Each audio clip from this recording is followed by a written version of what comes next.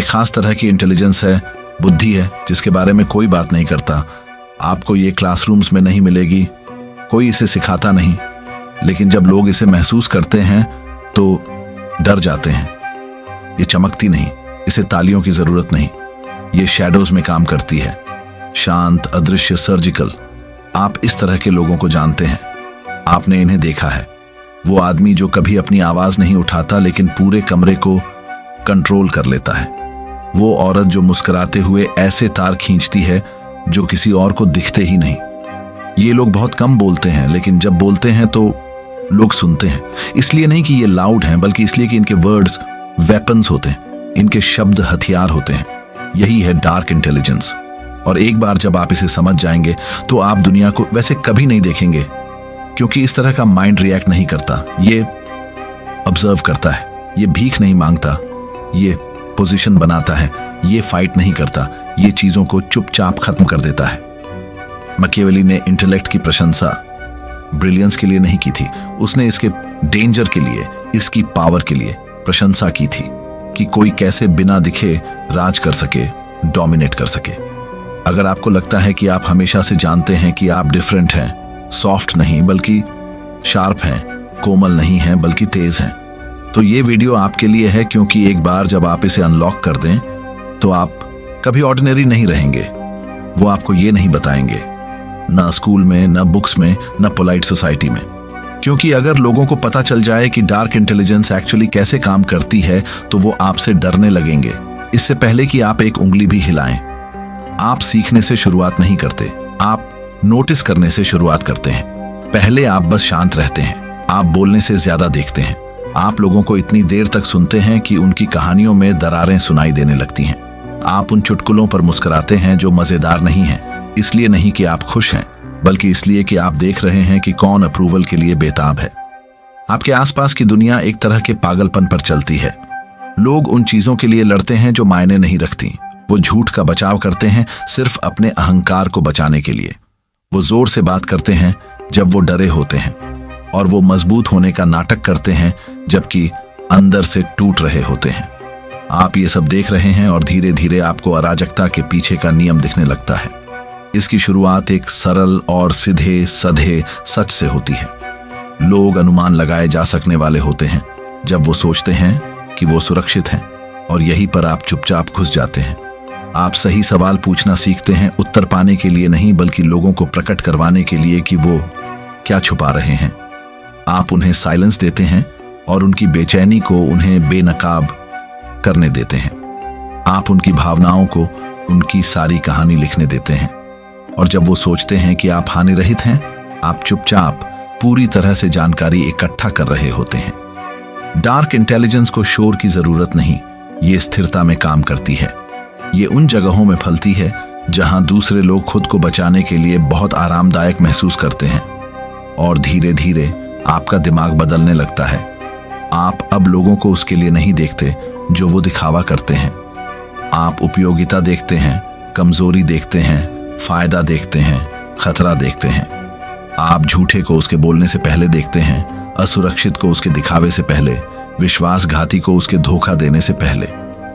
आप बाकी सभी से 5 सेकंड तेज हो जाते हैं, 5 कदम आगे, क्योंकि आपका दिमाग अब इमोशनल नहीं रहा, ये स्ट्रेटेजिक हो गया है। यही है मोड़ का बिंदु, जब आप चतुर नहीं होते बल्कि जब आप भोला होना बंद कर देते हैं। आप समझते हैं कि सच उतना मायने नहीं रखता जितना कि लोग क्या मानते हैं, कि भरोसा एक औजार है, कि ज्यादातर लोग खुद से और आपसे झूठ कह रहे हैं, और अगर आप उनके भ्रम को कंट्रोल करना सीख सकें तो आप उन्हें कंट्रोल कर सकते हैं। यही है डार्क इंटेलिजेंस। आईक्यू नहीं, आकर्षण नहीं, कड़ी मेहनत नहीं, परसेप्शन के जरिए, धारणा के जरिए कंट्रोल। आप अपने शब्दों को हथियारों की तरह इस्तेमाल करना शुरू करते हैं, नपे तुले, जानबूझकर, कभी बर्बाद नहीं। आप सच को जहर की तरह गिराते हैं, धीमे, पता न चलने वाले और परमानेंट। आप खुद का बचाव करना बंद कर देते हैं। आप अपने फैसलों को समझाना बंद कर देते हैं। आप अपमान पर रिएक्शन करना बंद कर देते हैं, क्योंकि अब आप जानते हैं कि लोगों को बिना टकराव के पछताना कैसे करवाना है। आप अब उनके नियमों से खेल नहीं खेल रहे, आप खेल को अपने डिजाइन के लिए मोड़ रहे हैं। आप कभी अपना पूरा दिमाग नहीं दिखाते। आप अपने लक्ष्य साझा नहीं करते। आप लोगों को नहीं बताते कि कब उन्होंने आपको दुख पहुंचाया है, क्योंकि आपकी दुनिया में दर्द बस एक और डेटा है। आप कोई और बन रहे हैं, ठंडे नहीं, क्रूर नहीं, स्ट्रेटेजिक। यही है वो चरण जिसकी मैकियावेली ने सबसे ज्यादा प्रशंसा की थी, साइलेंट ट्रांसफॉर्मेशन। जब कोई व्यक्ति एक टूटी दुनिया में फिट होने की कोशिश बंद कर देता है और इसे नया आकार देना शुरू करता है, और सबसे अच्छी बात, कोई नहीं जानता कि आप क्या बन गए हैं जब तक कि बहुत देर ना हो जाए। वो सोचते हैं आप अभी भी हानिरहित हैं, अभी भी निर्दोष हैं, अभी भी बस शांत हैं। वो समझ नहीं पाते कि वो पहले से ही आपके जाल में फंसे हैं, क्योंकि आप इसकी महीनों, शायद सालों से योजना बना रहे थे। और अब आपको शक्ति की जरूरत नहीं, अब आप खुद शक्ति हैं। यही है कि डार्क इंटेलिजेंस कैसे जन्म लेती है। प्रतिभा की चमक में नहीं, बल्कि लंबे शांत घंटों में देखना, समझना और एक ऐसा दिमाग बनाना जो इतना खतरनाक है कि उसे खुद को घोषित करने की जरूरत नहीं। आपने दहलीज पार कर ली है। आपने पसंद किए जाने की कोशिश बंद कर दी है। आपने बोलने से ज्यादा सुनना शुरू कर दिया है। और अब आप सिर्फ बुद्धिमान नहीं हैं, आप खतरनाक बन रहे हैं। लेकिन इसका मतलब क्या है? इसका मतलब है कि आपने ऐसे क्वालिटीज विकसित करना शुरू कर दिया है जिनसे सामान्य लोग डरते हैं, भले ही वो उन्हें नाम न दे सकें। यहां हैं डेंजरसली इंटेलिजेंट लोगों के 5 कोर क्वालिटीज, हर एक साइलेंट, हर एक घातक। Quality number 1, emotional detachment. पहली चीज जो वो आपके बारे में गौर करते हैं वो है आपका शांत भाव। आप उनकी अपेक्षा के अनुसार रिएक्शन नहीं करते। आप अपमान पर तिल मिलाते नहीं। आप दबाव के तहत टूटते नहीं, क्योंकि आप अब भावना से कंट्रोल नहीं हैं। आपने इससे खुद को अलग कर लिया है। आप भावनाओं को दबाते नहीं हैं, आप उनका अध्ययन करते हैं। आपका गुस्सा एनालिसिस बन जाता है, आपका दुख स्ट्रैटेजी बन जाता है, आपका डर प्लानिंग बन जाता है। आप अपनी भावनाओं को अपने कार्य चुनने नहीं देते। आप उन्हें दूसरों की इमोशनल कमजोरियों को उजागर करने देते हैं। जब वो चीखते हैं और घबराते हैं, आप साइलेंस में बैठे हिसाब लगाते हैं। वो साइलेंस खालीपन नहीं है, ये एक दिमाग के तेज होने की आवाज है। Quality number 2, surgical observation. आप अब लोगों को देखते नहीं, आप उन्हें चीरते फाड़ते हैं। आप उनके हाथों को देखते हैं जब वो बोलते हैं, उनकी आंखों को जब वो झूठ बोलते हैं, उनके लहजे को जब वो कुछ चाहते हैं। आप वो सुनते हैं जो नहीं कहा गया। आप तनाव में बदलाव को महसूस करते हैं जब कोई कुछ छुपा रहा होता है। आपको उनके स्वीकार करने की जरूरत नहीं, आप पहले से ही जानते हैं। ये क्वालिटी आपको परेशान करने वाला बनाती है। लोग आपके आसपास देखा गया महसूस करते हैं और ये उन्हें डराता है, क्योंकि गहराई में वो जानते हैं कि आप उनकी कमजोरी भांप सकते हैं। मैकियावेली ने एक बार कहा था, दिया गया वादा अतीत की जरूरत था, तोड़ा गया शब्द वर्तमान की जरूरत है। आप इसे समझते हैं, आप विश्वासघात की अपेक्षा करते हैं, इसलिए आप इसे उसके बनने से पहले ही देखते हैं। Quality number 3, controlled presence. जब आप किसी कमरे में प्रवेश करते हैं, आपको बोलने की जरूरत नहीं कि गौर किया जाए। आपकी उपस्थिति जानबूझकर है। आपकी साइलेंस ज्यादातर लोगों की चीख पुकार से तेज है। क्यों? क्योंकि आप दिलचस्प बनने की कोशिश नहीं कर रहे, आप रहस्यमय बनने की कोशिश कर रहे हैं। खतरनाक रूप से बुद्धिमान लोग रहस्य की शक्ति समझते हैं। आप बस इतना प्रकट करते हैं कि जिज्ञासा जग जाए, लेकिन कभी इतना नहीं कि अनुमान लगाया जा सके। लोग उससे डरते हैं जिसे वो समझ नहीं पाते, और आप उन्हें बस इतनी अनिश्चितता देते हैं कि वो सावधान रहें। आपने सीखा है कि शक्ति हर जगह होने से नहीं आती, ये तब आती है जब आप नहीं होते तो आपकी कमी महसूस होती है। आप दुर्लभ बन जाते हैं और दुर्लभता शक्ति है। क्वालिटी नंबर 4, स्ट्रेटेजिक भाषण। ज्यादातर लोग साइलेंस भरने के लिए बोलते हैं, आप विचार बोने के लिए बोलते हैं। हर शब्द एक चाल है, हर वाक्य एक संकेत। आप रुकावट, लहजा और सवालों को हथियारों की तरह इस्तेमाल करते हैं। आप मनाते नहीं हैं, आप लोगों को खुद को मनाने के लिए राह दिखाते हैं। आप सर्जिकल प्रिसीजन के साथ बोलते हैं, भटकाने के लिए, परेशान करने के लिए, प्रभावित करने के लिए। आप जानते हैं कब तारीफ करनी है, आप जानते हैं कब कुछ नहीं कहना है, और आप जानते हैं कि साइलेंस का आर्गुमेंट से ज्यादा प्रभाव होता है। ये आपको खतरनाक बनाता है, क्योंकि एक बार जब आप अपना मुंह खोलते हैं, बातचीत आपके पक्ष में झुक जाती है, जबरदस्ती से नहीं बल्कि अदृश्य पर्सुएजन से।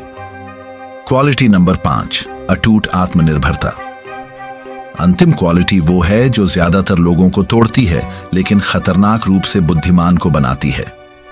आपको अब किसी की जरूरत नहीं, आपको प्रशंसा की जरूरत नहीं, आपको पहचान की जरूरत नहीं, आपको समझे जाने की भी जरूरत नहीं, क्योंकि आप अपनी पुष्टि का खुद का सोर्स बन गए हैं। और जब किसी के पास साबित करने के लिए कुछ नहीं बचता, तो वो अछूता बन जाता है। लोग दूसरों को अपराध बोध, शर्म और दायित्व के जरिए कंट्रोल करने की कोशिश करते हैं, लेकिन अब आप पर इनमें से कुछ भी काम नहीं करता। आपने अपने पुराने रूप को दफन कर दिया है, वो रूप जो स्पष्टता, वफादारी या स्नेह के लिए भीख मांगता था। अब आप भूत की तरह हरकत करते हैं। आप तब दिखाई देते हैं जब ये स्ट्रेटेजिक हो। आप तब गायब हो जाते हैं जब उन्हें आपकी अनुपस्थिति को महसूस करने का समय हो। ये आपको किसी भी उपाधि या हथियार से ज्यादा शक्तिशाली बनाता है, क्योंकि जिसे कुछ नहीं चाहिए उसे कोई भी चीज मैनिपुलेट नहीं कर सकती। ये 5 क्वालिटीज आपको इंसान नहीं बनाती जिस तरह से दूसरे अपेक्षा करते हैं। ये आपको एक विसंगति बनाती है, शोर की दुनिया में एक शक्ति, क्योंकि वो ठीक से समझा नहीं सकते कि क्यों, लेकिन आप उन्हें बेचैनी महसूस कराते हैं। डार्क इंटेलिजेंस को प्रैक्टिकल रूप से कैसे यूज करें, यही है डार्क इंटेलिजेंस, और आपने अभी शुरुआत की है। डार्क इंटेलिजेंस का कोई मतलब नहीं अगर ये लागू नहीं है। बिना एक्शन के शक्ति बस एक रहस्य है। तो अब हम ऑब्जर्वेशन से इंप्लीमेंटेशन की तरफ बढ़ते हैं। आपने क्वालिटीज विकसित कर लिए हैं, आपने धार तेज कर दी है। अब हथियार इस्तेमाल करने का समय है। यहां है कि आप डार्क इंटेलिजेंस को साफ नजर में हर दिन कैसे इस्तेमाल करें बिना पकड़े गए। नंबर 1, बातचीत को कंट्रोल करें, उन पर हावी हुए बिना। ज्यादातर लोग जीतने के लिए बोलते हैं, आप गाइडेंस के लिए बोलते हैं। दूसरों को बात करने दें, उन्हें अपने आप को एक्सपोज करने दें। आपका लक्ष्य प्रभावित करना नहीं, डेटा निकालना है। नंबर 2, साइलेंस को प्रेशर की तरह यूज करें। ज्यादातर लोग साइलेंस हैंडल नहीं कर सकते। वो इसे भरने के लिए जल्दी करते हैं, खुद को समझाते हैं, सफाई देते हैं, माफी मांगते हैं, लेकिन आप साइलेंस देते हैं।